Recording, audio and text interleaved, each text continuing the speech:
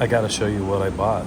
I bought the Acorn T-Track to put stops on for a Mitersaw fence. I have several sizes that I get to repeatedly cut.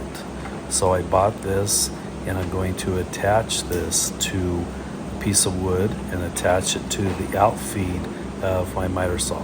What's nice about this scale is in imperial and millimeters. And I bought 3 stops. I did buy this from Woodcraft, and it was very affordable considering what some of the other companies are selling these for. So I'm packaging this.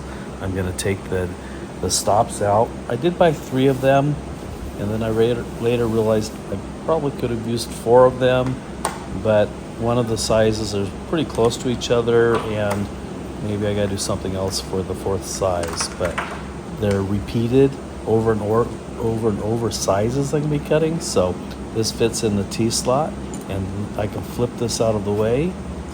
This is why I bought this. This truck is 48 inches long. So I'm looking forward to using this on my new Mitersaw station that just slips in there. The tape measure won't be accurate right out of the box because I need to locate that away from the saw, and the saw does have a fence on it also.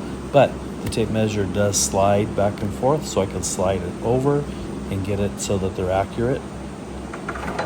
So I'll do that. So let me open up all 3 of these and put it together, and let's see how I'm going to put this together. So if you like these type videos, please like, subscribe, follow, click.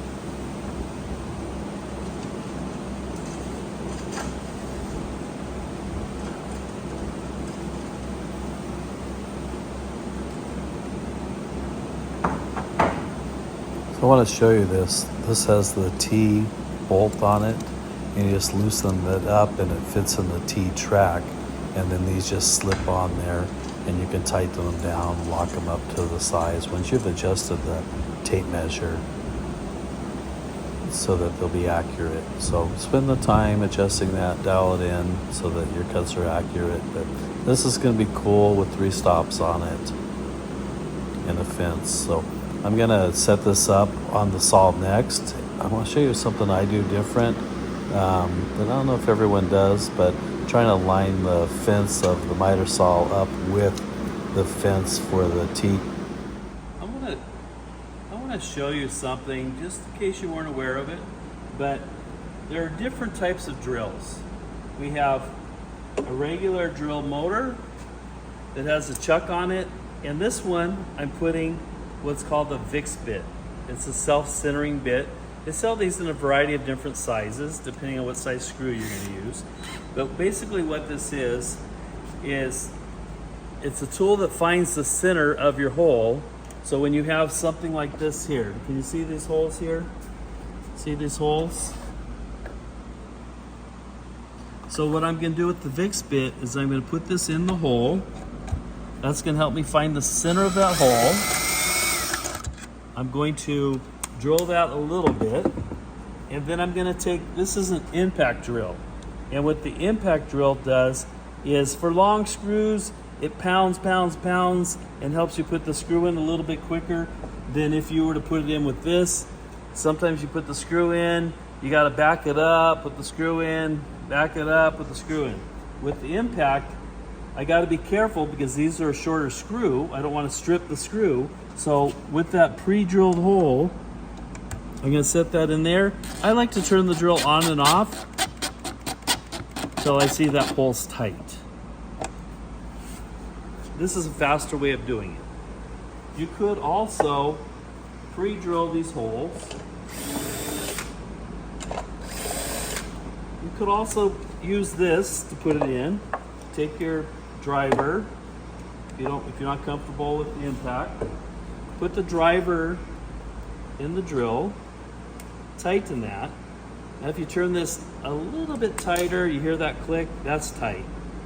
Now this has a clutch on it and it has 2 speeds. This first here in the clutch, this is in the drill mode for putting drilling holes. But if you put it in the torque settings for setting the screws, you can start off with 1, 2, 3, 4. This one goes up to 15, maybe 16. So the advantage to this is if you have a tendency of stripping the screws, when you put this in, you'll put the screw in, and then as it gets tight, you can hear the clutch kicked in. So it won't allow me to strip that screw. So I set that at the number 2 spot. Then I come back over here to my other hole that I pre-drilled. Put that on.